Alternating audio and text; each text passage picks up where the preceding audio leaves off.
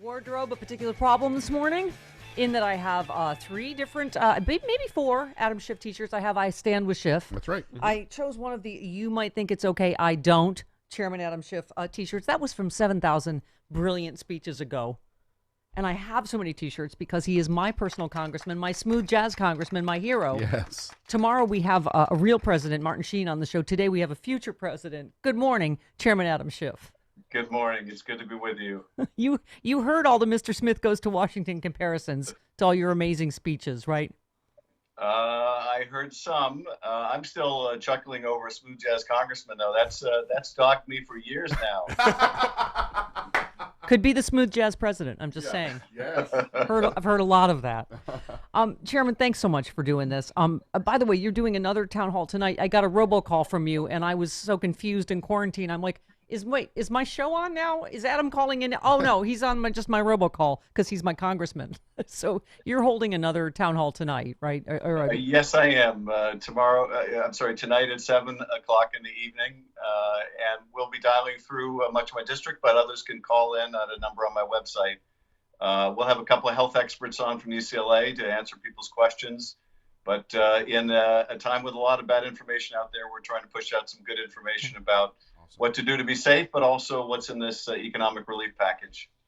I'm glad to hear that, and also that you appear to have a desk just like I had in high school, right behind you, which is fantastic. You know, it's an oldie but goodie. This little cove. Okay. So, Chairman, let's talk about this bill. First of all, I love that, what was it Brian Schatz said? Republicans are now holding up a COVID relief package because the unemployment insurance is too generous.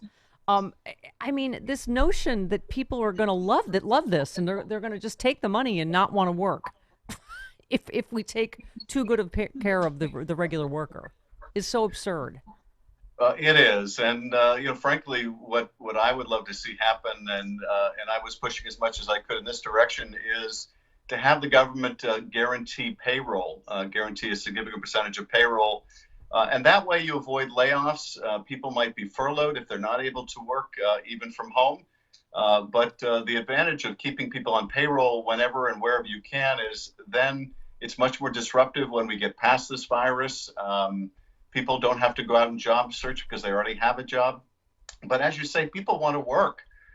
They don't want to be laid off. They don't want to have to go on unemployment, but they also need to be able to keep a roof over their heads or get a roof over their heads or provide for their family.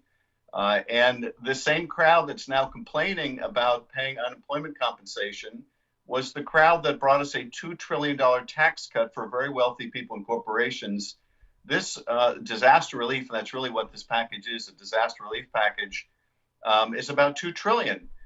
If we had the $2 trillion that we didn't waste on those corporate buybacks and giveaways that last tax cut, we would be in much better financial position right now to be helping people who are going to desperately need it. Yep. Let's talk about what's in this. So individuals making up to $75,000 a year would receive checks for $1,200. Couples up to $150,000 would receive $2,400. Additional $500 per child. The payments would decrease for those making more than $75,000 with an income cap of $99,000 for individuals, $198,000 for couples. Payments expected to be issued by the IRS through direct deposits and should be in Americans' bank accounts within weeks. For those who don't have direct deposit set up for the IRS, it could take months for the government to mail checks. It would increase maximum state unemployment benefit by $600 per week for up to 4 months. So here's where we come in. Small business, roughly $350 billion would go toward loans for small businesses. Companies with fewer than 500 employees could be eligible for up to $10 million in forgivable small business loans to allow them to keep paying their employees. Small businesses that maintain payroll would be eligible for assistance for costs such as mortgage, interest, rent, and utilities. But here's the, $500 billion for aid for corporations such as airlines and whatever.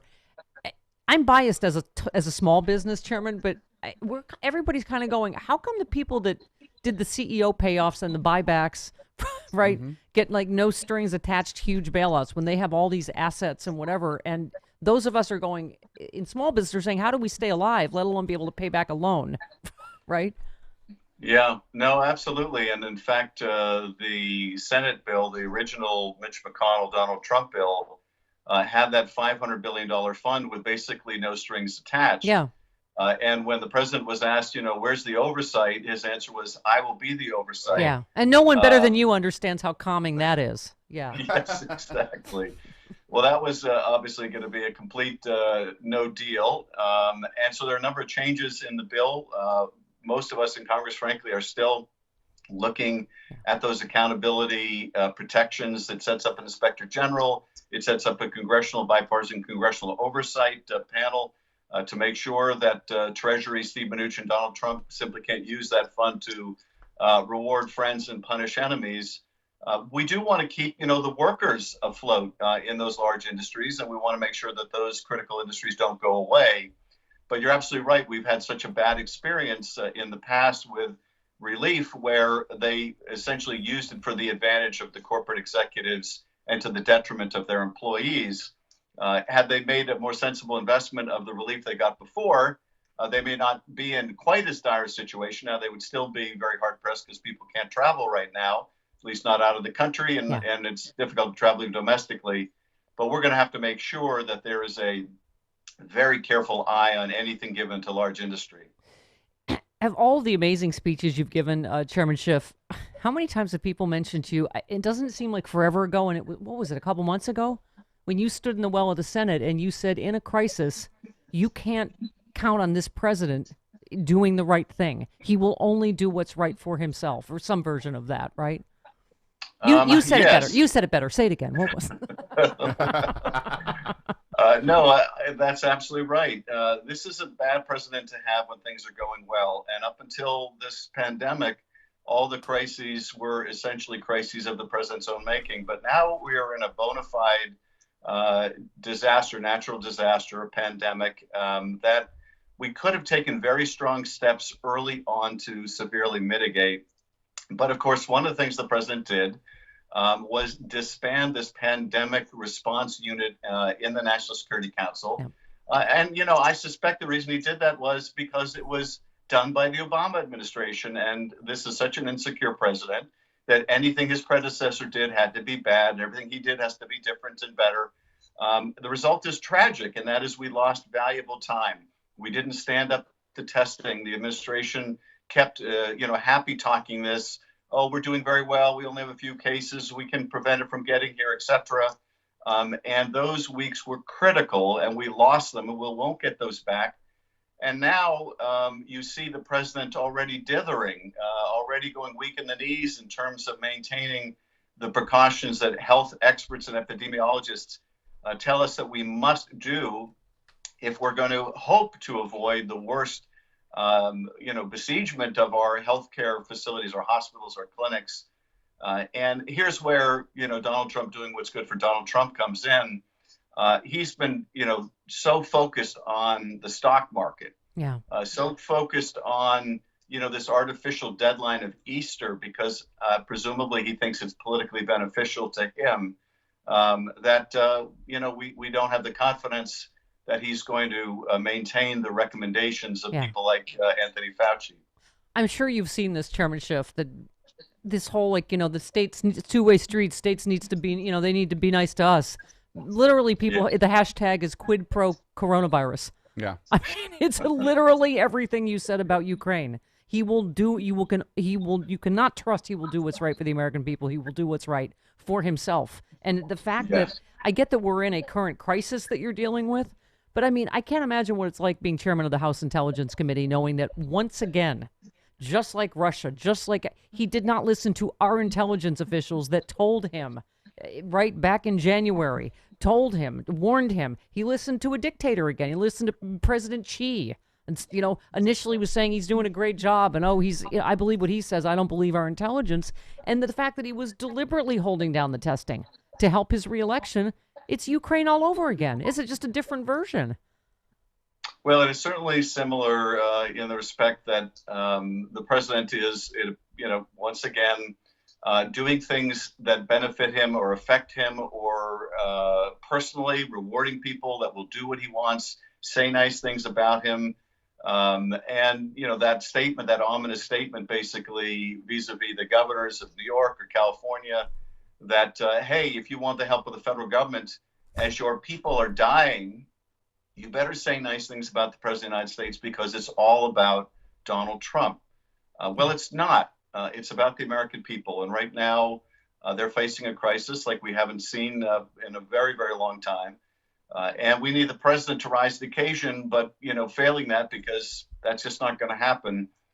We in Congress, the governors in the states, and people in their homes are going to have to step in and play their own leadership roles right now. Yep. Because I don't think we can count on that from Donald Trump. No national leadership. You were just about to paraphrase. I'm glad I stopped you because, as you know, that is illegal, as the president has tried to warn you.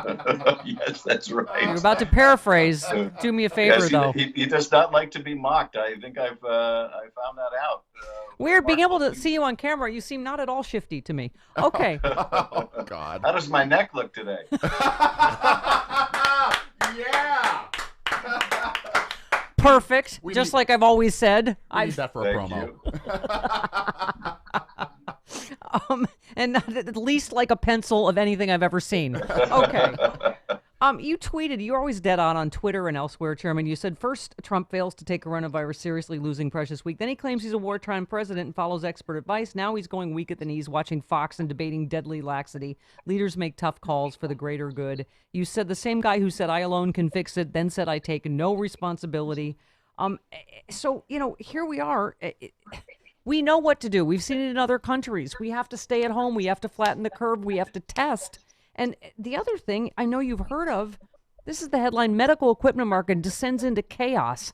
As Trump insists it's not his problem, Trump is still refusing to use the Defense Production Act to force private businesses to make badly needed medical equipment. It's created a massive problem for the states. It's descended into chaos. States are competing with each other in a mad scramble for masks, gowns, and ventilators. They're asking construction companies, nail salons, tattoo parlors, begging people for protective equipment. One expert said we have third world countries who are better equipped than we are now in Seattle.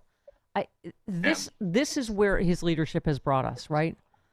Unfortunately, that's exactly right. There is an agency in the federal government that is actually very good at logistics on a very large scale called the Defense Logistics Agency. It's obviously part of the Defense Department, and they have to manage logistics for a very large military force. They could be brought in to help manage the logistics here.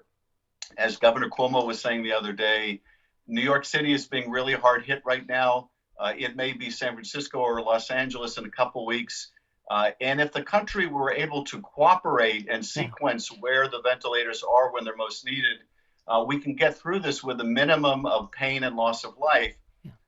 That's a job really that the federal government is uniquely positioned to do. It's hard for governors to do so when they have to look out first and foremost for their state, but they're not getting that kind of leadership. Instead, the president makes inane remarks like, well, we're not a distribution center for the states. Shipping clerks. Yeah, we're not. Shipping clerks. Yeah, that's exactly what the U.S. military is and should be doing, right? There's a whole office for that. Yeah. There's a whole office for it. They do it really well. As you say, the president should not just invoke the name of the Defense Production Act, but invoke its powers to compel industry to make this vital equipment. It is just stunning that other countries, so much more poorly developed than the United States, whose science is nowhere near as comprehensive, whose industrial base isn't the same, are so much ahead of us in terms of their preparations and their dealing with this crisis. And it's really inexcusable. You also tweeted we need to bring people together to fight coronavirus. Blaming China may seem like good politics, but doesn't solve anything or mitigate the Trump administration's failures. Calling it the Chinese virus only breeds disunity, discrimination, and division. I mean, and here we are at the G7. That statement's being held up because Pompeo is insisting on calling it the Wuhan virus, which everyone and scientists around the world are saying that is unhelpful. And it is, every single thing is political. You said months ago, I warned the intelligence community was being politicized by Trump, withholding testimony on climate, documents on Russia and Ukraine, purging community leadership, misleading on election interference. This is dangerous and just the way Trump wants it. And here we go again. This now, because of the scale of death we're likely to see, Chairman, this is the largest intelligence failure in our history already, people are saying. And not failure, that once again he didn't listen to our intelligence analysts, right? Well, I think this is a broader failure than his inability to listen to his intelligence agencies. I mean, there's a real, of course, crisis right now in leadership of the intelligence community because he's replaced the director of national intelligence with someone who's merely a political lackey.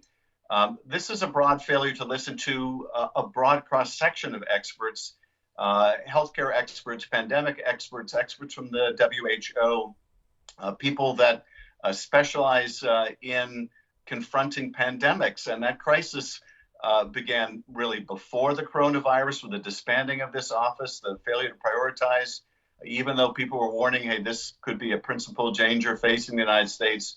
But also when the danger materialized, the failure to listen to a whole cross-section of experts. But as you point out, this now fixation with the Chinese virus or the Wuhan virus, whatever the Secretary of State and President want to keep calling this, how does that possibly help anyone? Yeah. It doesn't. It just helps Donald Trump personally and politically. That's what he cares about first and foremost. It doesn't help get China's cooperation in terms of getting information about any resurgence in different parts of China, getting data out of China. Why on earth would China want to provide additional information when the president is essentially trying to characterize this the way that he is? And that's not to justify China's initial response either, but nonetheless, it doesn't help anything. And it certainly is hurting a lot of Asian Americans who are the subject now of even worse discrimination. So this is, yet another profound example, interfering with cooperation of the G7 by insisting on using these xenophobic terms that the president and some of his supporters in right-wing media seem to love. Chairman, I know we're in the midst of a crisis. I just have to say, if you're spitballing, how many more impeachable offenses would you say he's committed since the last impeachment? I mean, I know we have to hopefully survive the rest of this Trump administration the best we can. But I agree with our friend Glenn Kirshner, who comes on and says there needs to be a Trump Crimes Commission. I mean, we cannot as a country just say all of this was okay and all of this was normal, all of it, starting from Russia, Ukraine, the response to this pandemic. Which I'm not a lawyer like you are. I'm not a brilliant lawyer. I don't know what degree is criminal, what's criminally negligent, homicide, what is criminal or not. But I think we know every day of this, there is some new layer of, wrong to it, right? Well, might I just say you might think it's okay. I don't. I don't think it's okay either. I think the chronology is this. We get through this crisis. We focus on the health of the American people. We focus on keeping people afloat economically, financially, people like yourself that have poured their whole career into building up a small business and want to meet payroll and want to keep their people employed, gainfully employed, or with a paycheck. So we get through the health and economic crisis, and then the next priority is to vote him out of office by the most overwhelming margin ever. Yeah. And after that, there'll be an opportunity to do both an after action in terms of how this pandemic came about, but also all of the acts of Donald Trump and his businesses in terms of their conduct, their potential criminality, their actual criminality, and there'll be a time for that. But right now, we'll have to keep our focus where it should be, on the health and economic welfare of the country. Attorney General Chairman Schiff says what? Attorney General Schiff, what? Huh? Oh, I'm sorry. What did I say? Chairman Schiff, good luck with that. I still have a problem with the left turn signal here, but we'll talk about that at another town hall. But good luck tonight. I'll be out in front of your building in no time. Yeah. Good luck with the town hall. I'll take care of that myself. All right. If you see me, though, keep your distance. Yes, absolutely. We did call you the night of the lockdown. We're like, we're critical for communication infrastructure. Can you make sure we can come to work? Thank you, Chairman Schiff. Talk to you again soon. Thank you. Great to talk with you. There he goes. Future President.